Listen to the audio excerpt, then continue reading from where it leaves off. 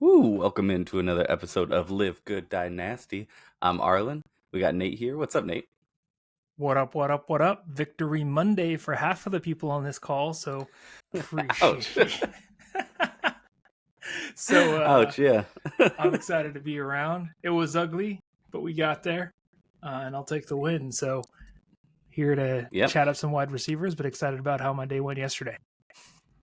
Yeah, and there's also like a few times, twice in the last few weeks, where the player I was playing in Dynasty set a top 10 league record for scoring in the week, and coming out of nowhere, a non-playoff team popping off at me, and I can't be mad when that happens. When I didn't win the league median either, so this is just a bad week for me. That happens, I guess, when you trust in Pure Soul and Craft and get 2 goose eggs on your team. But I went full Brittany, and I made trades to make myself feel better, and just had to get that dopamine fix and pretend like there's so much wrong with my team, and, and just make changes to feel like Keep I overthinking. improved. I'm all about it. Yep, Just for those are keeping track. We're in a place right now where I can play in a Hail Mary type of possible winning streak out to the end of the season. I could possibly play spoiler and make my way in the playoffs when with how my season started, I had no rights making it into our Dynasty playoffs this year. But if I went out and a couple of folks continue to suck it up, I may sneak my way into the playoffs here.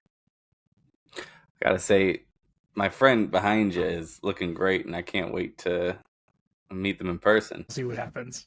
It's getting comfortable up there. I think it finally realized and put some juju into the space that, like, hey, your team better start acting better to make its way into the playoffs at least to have a shot. And,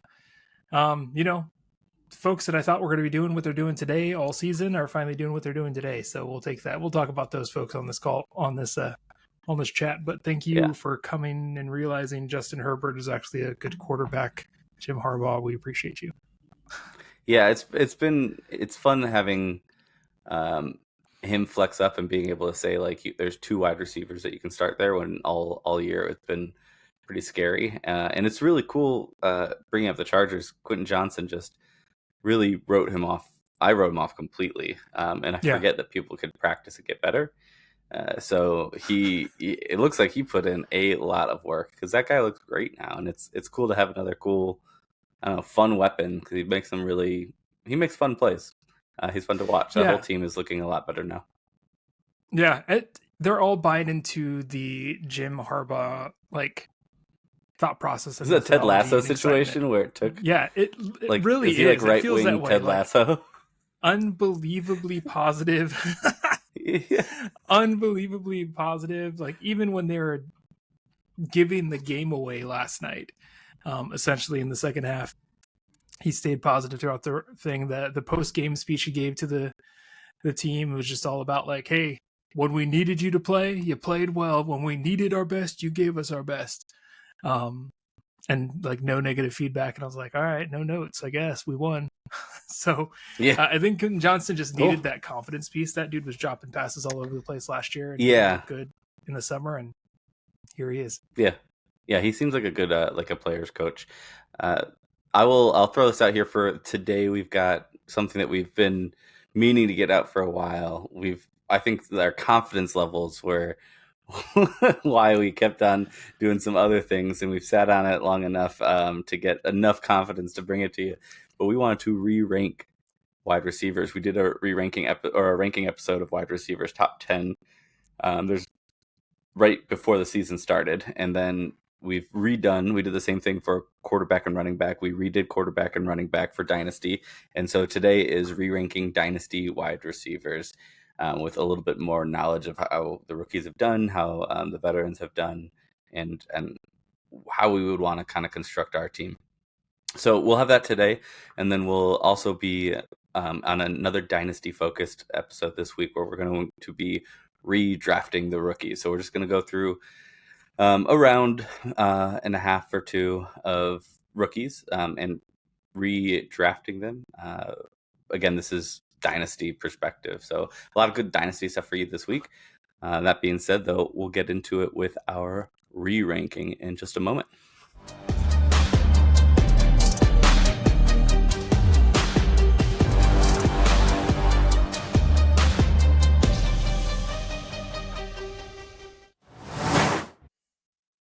All right, so I'll quickly kind of run through where we stood, and I'll read through mine. You can read through yours of like kind of where we stood in the preseason rankings.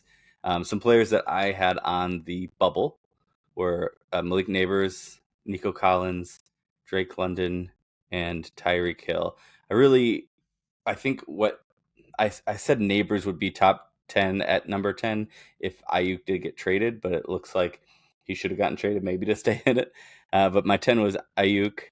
Going down the list, Garrett Wilson, Chris Olave, Puka Nacua, A.J. Brown, Marvin Harrison Jr., CeeDee Lamb, Amon-Ra St. Brown, Justin Jefferson, and Jamar Chase. Who'd you have? Well, for some reason I didn't save my bubble, but I have my top 10. I had Tyreek Hill sitting at the top, or sitting at the back end at 10. I did have Malik Nabers in my top 10. A.J. Brown at 8. 7 was Puka, where we agreed. Then I had Garrett Wilson. Marvin Harrison in my top 4 was a little wonky, and then I had Amon-Ra at 4. Justin Jefferson at 3. Jamar Chase and CeeDee Lamb at 1. Oh, I don't think that's anything to be too embarrassed about. Without Prescott, it's a different story, so it doesn't feel as good right now. But from a dynasty perspective, I think he's still a solid top tier wide receiver. Absolutely. But we'll see today if you agree when we go through your current rankings. Anybody surprise you for the most part, like that they either dropped in or popped in? Dropped out or popped in? I think one that popped in for me is and I think he popped in for you as well, as Nico Collins. I think we're looking at, he going into this year, they took on Stephon Diggs. They still had Tank Dell. They had Nico Collins. They had we thought that it was going to get spread around quite a bit. So I think going into this year, I had assumed that, a lot of mouths to feed, a lot of pass catchers out there. So not any one of them was going to be able to be thought of as a top 10 person, but Nico, even though he's been out for a while, coming back today, how he showed up in the first 4 games, clearly a favorite target. And someone that they worked in a kind of a 2 wide receiver game with Nico and Stephon Diggs and Tank Dell kind of being the odd man out. Nico makes his way into my top 10 as someone that's going to be I believe someone that's going to be super depended on by CJ Stroud, as he's shown that he's been kind of lacking as a QB without his favorite targets. Yeah. Let me throw out a curveball. We usually do ranking from 10 to 1. By the time we get down to the 3, 2, 1, we pretty much know exactly who's going to be there. So I think it might be more interesting this time to kind of start at the top, if you're good with that. And I think we have a consensus. Jamar Chase moved up for you. I think that's who I had at number 1 before, but now we're consensus on Jamar Chase there. What changed for you between Justin Jefferson? I'm sorry, you had him above Justin Jefferson. CeeDee Lamb, pretending like he's not injured right now.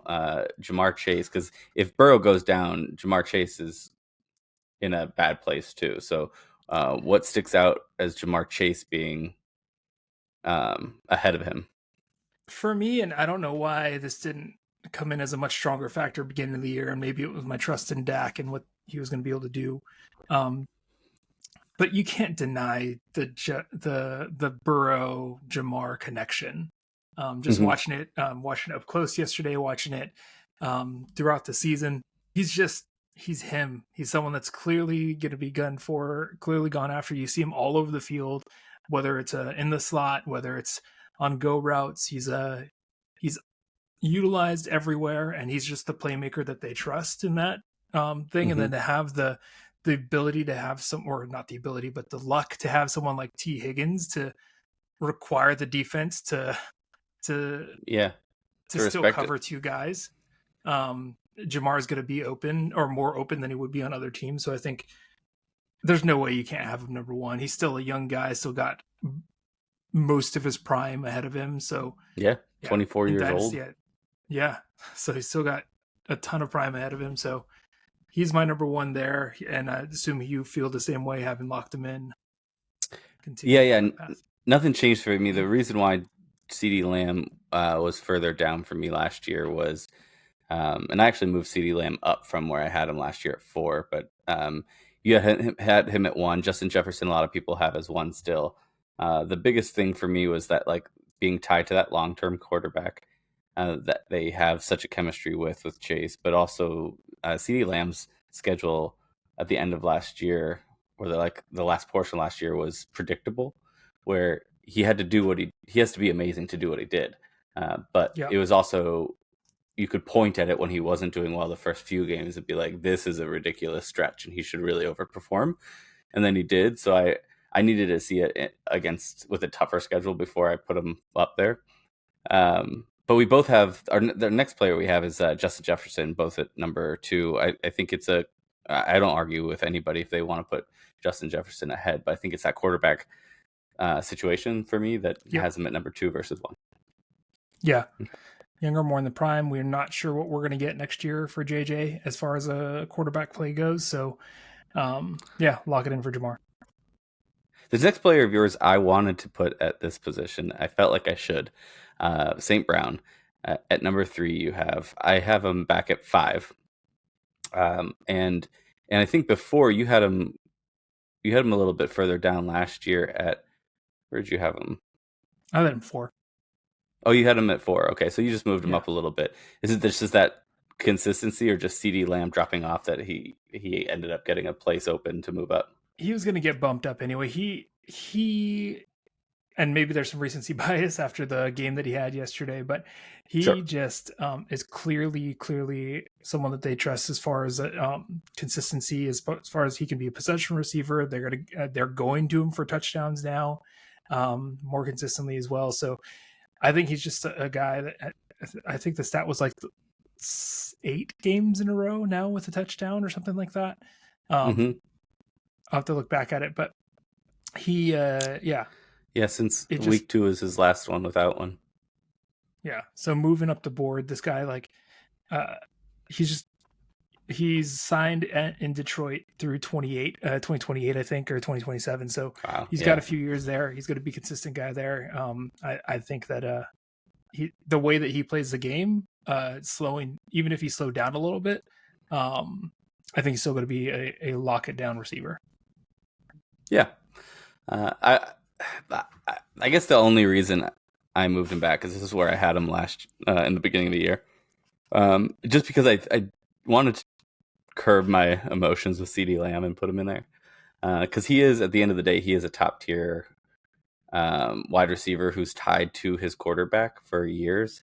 So I'm trying to stay fair to the fact that this is Dynasty.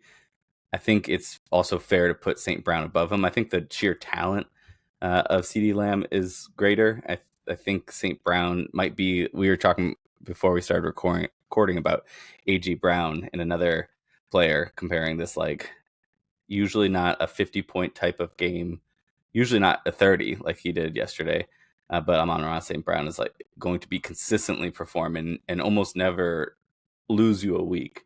But it doesn't feel as sexy, so maybe there's a bias there. I also wanted to fit in Nabers. Sexy players, that's cool. Speaking of the boy next door, my neighbors, Malik Nabers is another reason why St. Brown got bumped to 5th for me. When you can do what he's doing with Daniel Jones as a rookie, I don't know. I cannot wait to see what that turns into. If it keeps going from here and he has any sort of increase from here, I feel he does have the ability to hit that Jamar Chase, Justin Jefferson tier of top tier wide receivers. So I decided to sneak him in ahead of St. Brown. Yeah, it makes sense. I mean, he's another guy that you can point to and go, he's him. I have him outside of these 4 guys because I feel like these 4 guys are proven, and that's where. Is that the tier break? CeeDee Lamb to Nabers? Yeah. Because you have CeeDee Lamb at 4. Okay. So all those guys are kind of in one chunk together at the top? Yeah. That's my tier break. Malik is the next tier, kind of the prove it guys. for me. Okay. Like they're there. Let's keep doing it and see how this goes. I don't know. Like I don't know if you saw the news, but he's going from Daniel Jones to Tommy DeVito next week. Yeah. And so we'll see which quarterback does anything for him. Yeah, I'm interested to see how he does with a different quarterback. Didn't he play 1 week with Locke, or was it just like the back half of a game? I think it was a part of a game with Locke. And I'm surprised Locke isn't the guy. Locke remains as the backup quarterback, and DeVito leapfrogs him. And they're dropping Daniel Jones to QB3, which is interesting.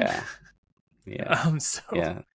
But regardless, Malik has showed us that, the play can't get much worse. So, and he's doing what he's doing with the play that he's getting. So we'll see how this shakes out. But you can't deny this could be my quickest adjustment right there. Once Danny DeVito comes in, if there is a drastic difference, and it was just the amazing arm and hyper focus of Daniel Jones. No, if it was a Daniel Jones and him thing, like then, and this is not. I'm under the assumption right now that if he can do it with Daniel Jones, anybody's an upgrade almost, right? So if that's not the case, then I do have some concern about how long it would take them to find a long-term answer at quarterback, and I would probably be quicker to move him back a couple spots. But the talent there's, it's still there. It's just a couple of players might kind of jump ahead of him for me. Mainly Amon-Ra St. Brown for sure this week move up. If it's if I get 1 or 2 weeks of watching Malik Nabers and it's not what he had with Daniel Jones, then I'll be really quick to readjust that. Yeah. So just to clean this up a little bit, we've got our top 5 here. I'm going Malik, CeeDee Lamb, Amon-Ra, JJ, and Jamar is my top 5. Yours is Chase, Justin Jefferson, CeeDee Lamb, Malik Nabers, and at 5, Amon-Ra St. Brown. Now my next one isn't even on. I get it, but he's not even in your bubble. You're on the edge there. He's there. Oh my gosh! I completely skipped over him. I read that as Malik for a second, but that's a couple below. Okay, I was really confused, and I was going to question the heck of why you didn't have Marvin Harrison 2.0 on here. I was like, how is he not a top 10? Do you think it's that bad? Okay. Can you tell I was like viscerally offended? You were stressed out, man. No, I was like, how's he not in the bubble even of your guys? This makes me feel way better. Heated conversation we ever had for a second. It was about to be. Yeah, it was the most heated non-issue conversation we've had. Okay, so Amon-Ra St. Brown, then Marvin Harrison Jr. for me, and Nico Collins at 7. We have them flip-flopped. You have Nico ahead of Marvin. Is that a prove it thing? It's a prove it thing. So my tier here is Malik, Nico, Marvin, and then for me, we'll talk about him in a bit, but even Puka, those 4 guys for me are in that like prove it stage. They've either done it a little bit and need to show a little bit more. They've shown off talent, but because of sucky quarterback play or problems they are missing out on opportunities. One of those 2 things are coming into play. I like them, but some things either show consistency or better quarterback play for them to get into that next tier. So that's where Nico Collins and Marvin for me are. Nico just unfortunately wasn't healthy. So, but he, in the 4 games that he was, I think if that continues, then he clearly is ahead of where Marvin Harrison is today. Yeah. I think before this weekend, I think he was at wide receiver 17, having not played the last 5 games. So he did so well those first few games to lock himself in there, and he barely played. He only played like 4.5 games. Now, the injury that you mentioned is the reason why for me I have him. I have him where he's at because he missed a couple games last year. And it seemed to be some though he only missed a couple. He was also had some lingering issues and was a little bit limited for some weeks surrounding it. But the concerns on injury are there, but not enough to I still consider him top 7. I have sent an average of 1 trade request a week, I think, for him for a year now. And I have not been able to pry him off. And today he gets traded to another team. But Nico Collins, I think this is, out of everyone, this is the most likely to me to be able to jump up the fastest to that next tier. Like, I think Nabers, we might still say like, oh, well, let's see how it's going to go with this new quarterback that they drafted or they grabbed in free agency when we start in the beginning of this next year. Nico, I can see of all the ones that are outside of that top 3-4, I can see Nico jumping up near the top, and definitely to be considered with like Justin Jefferson and Jamar Chase. I think the talent's all there. The reason I have Marvin Harrison Jr. over him is probably a little bias, but it's the injury concern that was the tiebreaker, because I see Marvin Harrison Jr. as, it wasn't as flashy this first year.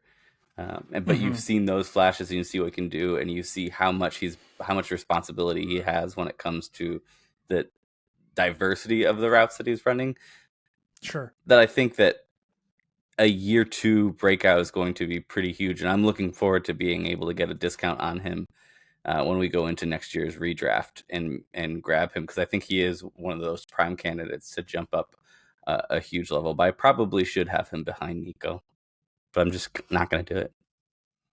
Yeah, I mean, he's your guy. He was your number 1 pick overall. You got to trust him. But yeah, just looking at the stats this year, he's only got 1 game with more than 5 receptions over the course of the whole year. So just there's a couple of games where he had a ton of targets, but things were just uncatchable. Just trying to force it to him, but still, like, I don't know if it's the quarterback play or if it's just Kyler not being able. Never mind, not going to disrespect him like that. No, maybe I am. Maybe Kyler just can't see over the line to see how open Marvin Harrison is. My neighbor said, let's continue the disrespect of Murray. My neighbor calls him an Ewok, and then I can't now unsee it. He looks like a little Ewok. Oh no! It's there now. His birth certificate for the Moon of Endor. Anyway, it was too good. But yeah, that's a legitimate. There's something wrong with him and the chemistry between the two of them. And right. I said it in the beginning. I'll stick to this. I think that's something that's going to be fixed. I'm not too nervous about the long-term compatibility of Murray and him. Yeah, I mean, he's too talented for that to be an issue. I think if the compatibility remains an issue for very much longer, for a couple years, it's shown its ugly head, then I think his talent will win out. And not saying they're going to replace Murray or anything, but like that'll be more of a focal point for them. Our next 2 are also flip-flopped. Puka Nacua and AJ Brown. You have Puka ahead of AJ Brown. I have AJ Brown ahead of Puka. Was that a close one for you, or is that one of the ones that you didn't wrestle with too much? So Puka I have in the tier ahead of AJ Brown. I have him with Marvin, Nico, and Malik in the we've seen it, but he's also been injured, and let's see how his sophomore year plays out a little bit. So I have him just in that range. Obviously, since he's been back these last 3 games, the 2 games where he didn't punch somebody. That was so disappointing. Yeah, in the 2 games that he didn't punch somebody, he's looked phenomenal and looked like the go-to guy in that offense. And so I like him better. The one thing that makes me nervous is how much longer is Stafford doing this. Yeah. Right. And so that's the one thing that makes me nervous there. AJ Brown, I put a tier behind because also injuries a little bit there. And then the age difference. And then he's got an up-and-comer next to him, whereas Puka has someone aging out next to him. Yeah, that's fair. Yeah, that's a fair comparison. I think that is a worry. For the most part, they've both been able to eat, but it does introduce like the possibility of like this versatile week to week. For the most part, when he's healthy, he doesn't have weeks that are going to kill you, AJ Brown, which is why I feel really good about him there. I think that I got to see more from Puka, because like last year was incredible, and you only had a couple weeks that really killed you. But as a rookie, I don't know. I got to see like if that's the question that everyone still wants to know. As we went into the season, we were asking the same thing of like, was that a mirage or is that real? It seems like he's definitely a top quarter or a wide receiver, but is it to the what we expect? It was last year one of his best career years, and that I don't know yet, because that was a great year for anybody, but let alone like a rookie. So is that one of his best? Yeah, like when we look back at his entire career, does the 2023 season seem like is that one of his top 2 seasons? And if that's the case, then I think like AJ Brown is not as flashy, but he's just consistent and more trustworthy, and he's like a better foundational piece. If I was choosing my wide receiver 1, I would pick AJ Brown for the consistency and like safety of AJ Brown, and the fact that I also trust his quarterback. I trust Stafford, but that longevity that you were talking about. Yeah. Now, our last ones at 10 are a little different. So I like yours. You have Garrett Wilson there. I have Brian Thomas Jr. there. This is number 10 is like the least confident I am in any of these. Sure. I'm not sure if you feel the same way. What made you put in Garrett Wilson and leave out some of these other guys?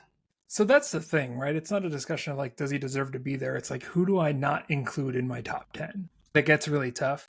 Garrett Wilson, like, who's had the roller coaster of all roller coasters with quarterback play, with thinking that he was going to have phenomenal quarterback play, all kinds of changes and all kinds of things that are messing with his life. And we thought that when Davante Adams signed over there that he was going to fall even further down to the wayside, but he actually got better after Davante got there. Now, last 2 games aside, I will say, like, they've had a tough go at it the last couple of weeks. He was having a lot of great games before that. And the one thing that I will point to, and when you look at other players in this top 10, I would challenge you to find better snap percentages here. Garrett Wilson, the last 5 games, 2 of them 100% snap percentage, 2 of them 98% snap percentage, 1 game 97% snap percentage. He is just always on the field. He had 23 targets in week 5. That is crazy. 23 targets. That was a gross game too, because he had 23 targets, 13 receptions, and only 100 yards. Yeah, that was a gross game. I remember watching that game. But he was reliable. He was someone that found a way to get open or making catches even when he wasn't open. And it was just being an outlet guy. Like, he just went where the offense needed him. And he's still young enough to like continue to grow into whatever role and be moldable into whatever role and whatever quarterback he has. He's not like, so I think that he's just someone that's always going to be on the field.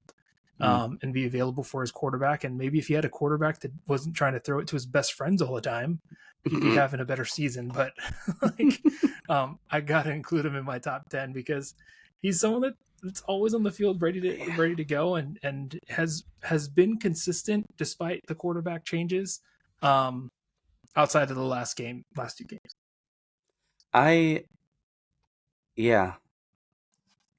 Maybe I should put him above.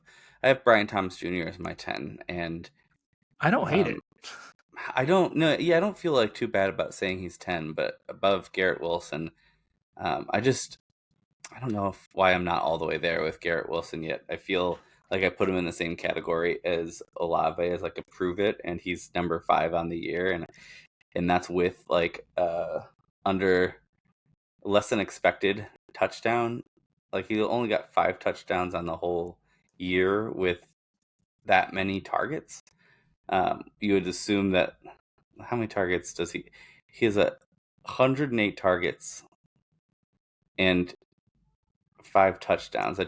And he had 3 actually we talked about that. I think that we talked about that of why I didn't include him in the preseason one, of just that he doesn't tend to bring a lot of touchdowns to the table. If he increases that, which he did, definitely, he already has this highest 5 touchdowns. This is his highest of his career so far. So if that continues and he can increase that, I guess that ratio, then he could hit a top tier. He could hit like a few spots higher at least, and he would definitely be in my top 10. But I need to see. I don't really trust the amount of targets going with the quarterback change. I don't know. Maybe I'm trying to like find ways to not have him in there. It just doesn't feel right for me to have him in there right now. But he's definitely, of anyone that's not in my top 10, he is the closest. He's number 11 for me. Brian Thomas Jr. I like in there. One, he doesn't have a superstar at quarterback, and he's still finding ways to perform. He looks more polished than I think Nabers has like the flashier play, and Brian Thomas has like the more polished route running. He looks cleaner, and when he catches the ball, veterans catch it differently, almost, where like it's more important to gain possession and move, and it's like kind of how AJ Brown I feel like does, where it's not a like look up field right when you catch and look for extra yards, though you get them that big body, secure the catch as their step one. And I feel like every catch that I see Brian Thomas make, that's like the significant difference between him and some of the other rookies. I think I don't know. I'm really struggling here, man, with Garrett Wilson. Why did you keep Brian Thomas Jr. out and settle on Garrett Wilson over him? Like, what was it about Brian Garrett Thomas that was a flag? So this came down to like, who am I not including, right? And then if I was going to put a rookie in to my top 10 that wasn't either Marvin Harrison or Malik Nabers, and you could make this argument against Marvin Harrison even a little bit if you didn't see the talent on the actual field. We've just seen it with Garrett Wilson. We've seen it across multiple quarterbacks, like you said. And then when I took a look at the numbers, I like the target count that you're kind of questioning there. But with Brian Thomas Jr., I was like, because I actually like him a lot, I decided to go side by side with someone that I wasn't considering necessarily, and that was my boy as a homer. I had to at least look at Ladd McConkey's numbers, right? And when you compare, on the year, Brian Thomas had 63 targets, 42 receptions, 689 yards, and 5 touchdowns. Ladd McConkey, 63 targets, 43 receptions, 615 yards, a little less, and just 4 touchdowns, 1 touchdown less. But their numbers are almost identical. And a lot of the same things you're talking about. His route running is what is saving. He's the leading receiver on the Chargers team, just like I think Brian Thomas is leading on for Jacksonville. Albeit, I'll give you, Ladd has much better quarterback play at the moment, at least. Yeah, for sure. Right. So knowing that like those two rookies are there, I had a harder time differentiating the two. So I kind of took the cop out answer and said Garrett Wilson. I'm going to change mine. I agree with you. I'm looking at that too, and that's an excellent point of someone else that I really like of Ladd McConkey, but I didn't consider him as my top 10. And Brian Thomas has a very similar situation there. Garrett Wilson still has the higher upside. If it all hits right, he has higher upside, but he's getting. I mean, part of the reason why I like Nabers so much is like the targets that he's getting, like, and how they're trying to force him into it. They're doing the same thing with Garrett Wilson. All right, my number 10 is Garrett Wilson. It's my number 11. I don't know. My number 11 is Brian Thomas Jr. I feel good about that. I think right around there, though, Drake London, Olave, and George Pickens are all right there in one tier together for me. That's my exact bubble. Yep. Yeah, I think either of those. So for all the players that are in your bubble, who do you feel has the best chance at popping into your top 10? I think it's Pickens. Is it? He's like, I have him in that, like, Malik, we're waiting to see it, right? Pickens' talent just on the field, outside of some like issues he was having attitude-wise with his like in his rookie year. This year, he's just showing off what he can do. It didn't look great this week. For some Baltimore's defense apparently decides to play really good defense against the Steelers. Yeah. But for whatever reason, but Pickens is just showing off that he's got elite talent. And if the quarterback in play is doing what they need him to do, and I don't know who that's going to be next year, he can easily pop into my top 10 for sure. I think Brian Thomas and Ladd have a chance. I don't know where I am on Olave, man. I think it's just like having him there. Yeah. It feels gross not to include him. But I'd have him at the bottom of my bubble list. Yeah, and I think that it feels bad because of how this year went, injury wise as well. Right. But then, even when he wasn't, there's a question of if him or Shaheed is the number one there. Like, we know who's more talented, but with Derek Carr at the helm, who is it? And I think that Olave, the next time we do a re-ranking, I think that he will still be outside of it unless he has a crazy finish to the year. But I think at this point, I said it going into the season, this is the last chance for him and Garrett Wilson, and I need to see it. And then I won't say top 10 anymore. I think he's still top 15, and I'll kind of trust him on that. And then I need to get to the top 10. I need a stretch of games. It wouldn't take many games. I think if he comes back, he's been gone 1, 2. He's going to be back for the fantasy playoffs. So week 15. He'll be back week 15. If he ends all of those games, which he won't, with over 20 points, but if he ends 2 or 3 of those over 20 points and then starts next season and he's the guy too, and it's obvious that they built around him, and they have their offseason kind of planned around him, then I would be pretty quick to put him back in the top 10 after that. But I think it's going to take a quarter of a season to make that change and get him back in, a quarter season of like really good play. One person we didn't talk about in the bubble here that we both have is Drake London. And I think for me, like, the reason he's outside, and I might have a hard time, depending on how it goes the rest of the season, including him as well, is that there's just too much young talent that we're expecting too much out of, that I feel like it's almost forcing a weird split between who's going to have a great game. And so you just... Yeah. And they're 3 very different positions, so you think they should work together. But you mean specifically there? Yeah. Yeah. But everybody... I don't think that they have... That's the annoying part.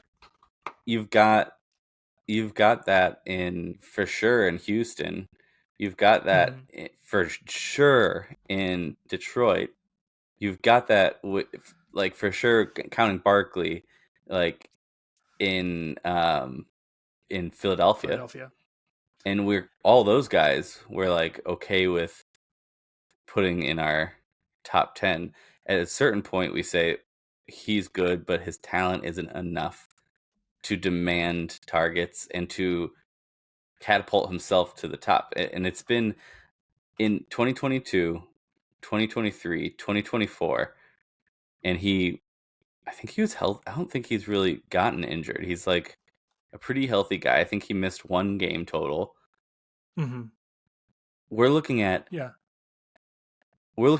1 game a year in half-point PPR where he's over 20 points. We have enough of a sample size to say that, to not discount the fact that he can take a jump up, but to say if he hasn't done it by now, and the whole excuse this whole time was poor quarterback play, and then this year he's got, especially from like week 5 or so on, he's got great quarterback play. I think I'm at a spot where I'm okay with not having him in my top 10 or right there. Looking at it now, he was in 22, he was wide receiver 31. In 23, he was wide receiver 37. He is trending wide receiver 5 this year. I don't think I realized that looking at it. No. But yeah, I don't. You're right. Feel like it. It doesn't feel like it. You're right. And it doesn't feel much different than the other years. But he didn't have as many. He's only had 1 game 2 games that have completely killed you. Yeah. and he's had a few games that he hasn't done great in. I don't know. I gotta see how this. I gotta see how it ends. But I'm not ready to put him in my top 10 yet. He's on the bubble there. He's probably at the back end of my bubble, but I think he's right there with Olave with me. A little ahead of Olave though. Okay. I'd have him. Yeah, I'd have him in front of Olave. I'll take the potential of Brian Thomas and Ladd ahead of those guys, but yeah, sometimes less answers give you and less clarity give you the boost. Where it's you're like he could be like Brian Thomas could be worse than Drake London, but we have less information, which means he could be way way better.